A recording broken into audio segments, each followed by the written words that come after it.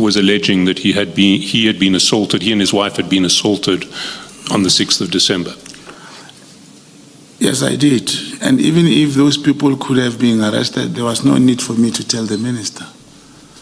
I see. Yeah. Well, let's look at the texts again.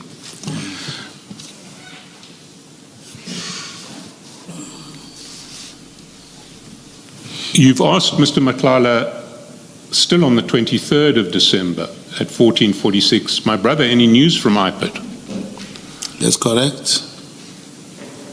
Don't get a reply from him, so you call him at 15:39 on that day.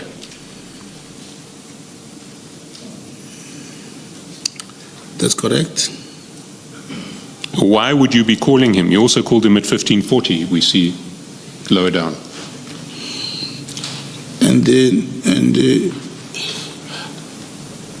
Me and Kate were talking. You've asked him twice for details of an IPID guy early in the day and he hasn't got back to you. Yes, he didn't come back to me. Will you accept that the probabilities are that when you're calling him, you're looking for that IPID guy? No, there won't be. It would have been the possibility, but if I don't remember, I don't remember. But I'm still saying I was looking for the IPID guy, and the possibility may be that, of course, I was looking for the IPID guy.